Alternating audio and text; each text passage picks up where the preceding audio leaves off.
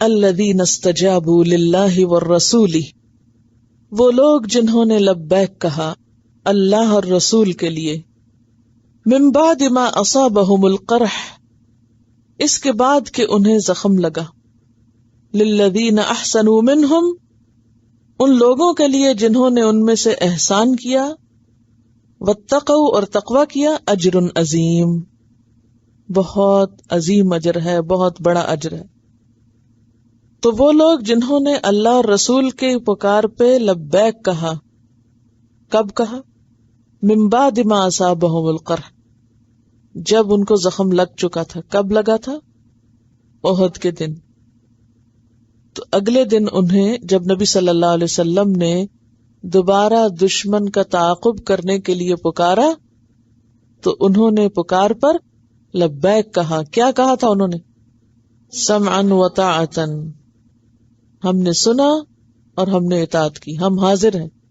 للذین احسنوا منہم، ان میں سے جنہوں نے احسان کیا۔ احسان کیا ہوتا ہے؟ خوبصورتی کے ساتھ کسی کام کو کرنا۔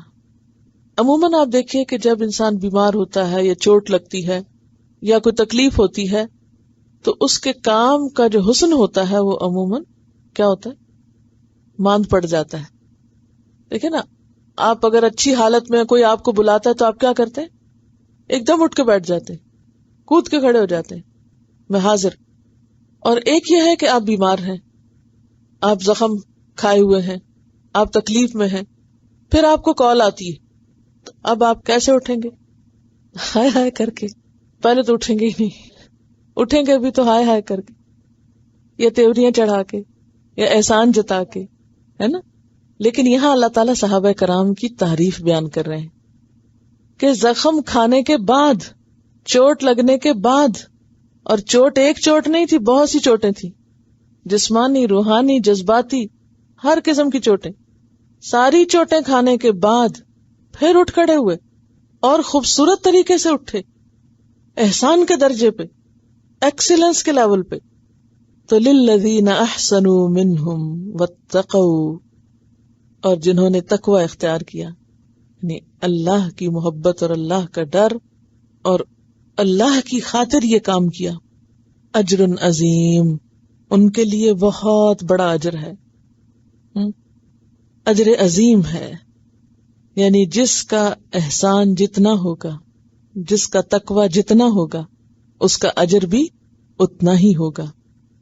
جیسے قرآن پاک میں آتا ہے نا، وَلِكُلٍّ دَرَجَاتٌ مِّمَّا عَمِلُوا، ہر ایک کے لیے درجات ہے اس کے برابر جو انہوں نے عمل کیا۔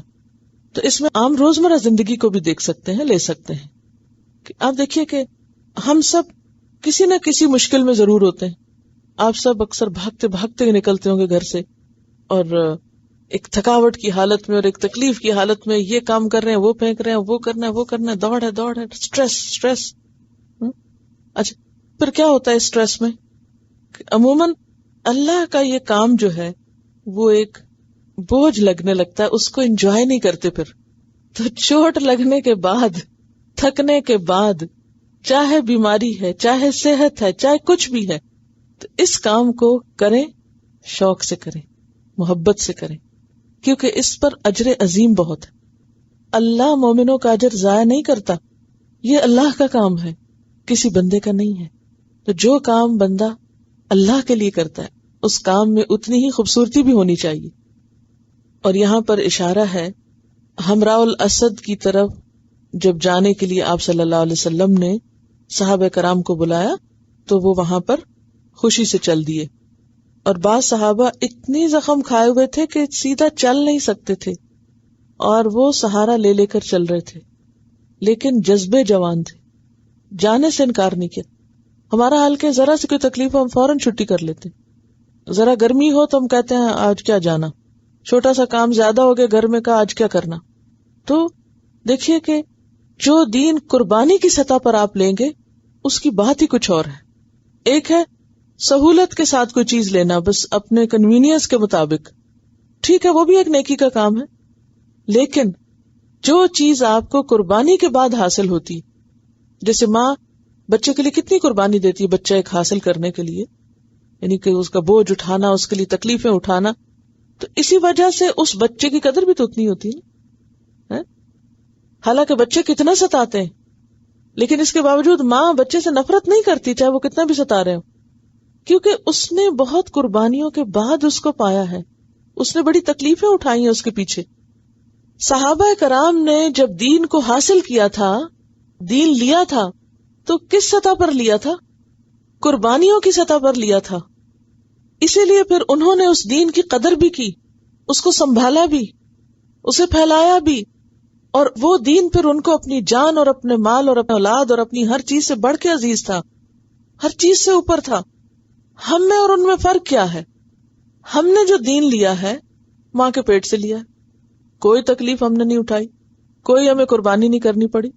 اور پھر آپ دیکھیے کہ واضح فرق ہو جاتا ہے ان لوگوں کے رویوں اور عمل میں جو دین قربانی کے ساتھ لیتے ہیں اور بس آسانی سے جن کو مل جاتا ہے.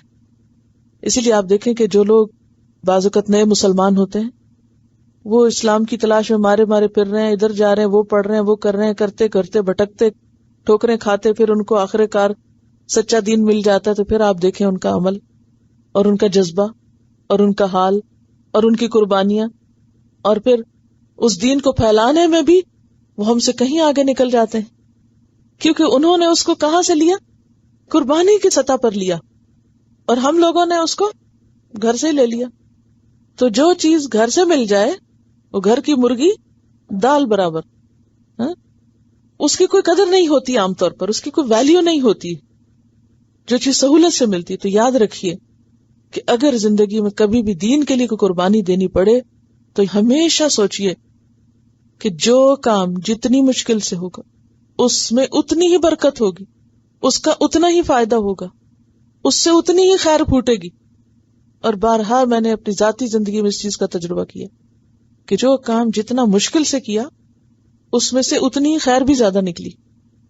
کیونکہ انسان اپنے نفس پہ بھی جبر کرتا ہے نا، اپنے جسم پہ بھی کرتا ہے، اپنی صحت، اپنی بہت ساری خواہشات پہ، بہت ساری چیزوں کو انسان اس میں، تو جتنی ملٹیپل چیزیں قربان ہوتی ہیں نا، جتنی کثرت سے، اتنا ہی پھر فائدہ اس کا زیادہ نکلتا ہے. ہم چاہتے یہ ہے نا کہ نہ ہینگ لگے نہ پٹکڑی اور رنگ چوکھا آئے، تو یہ تو نہیں ہو سکتا نا، یعنی شارٹ کٹس نہیں ہے. کچھ چیزوں کے لیے آپ کو قربانی کرنی پڑے گی. تو یہاں پر کیا فرمایا کہ وہ لوگ جنہوں نے اللہ اور رسول کی بات پر لبیک کہا، پکار کا جواب دیا، بعد اس کے کہ ان کو زخم لگ چکا تھا، ان کے لیے جنہوں نے ان میں سے احسان اور تقوی کی راہ اختیار کی اجر عظیم ہے.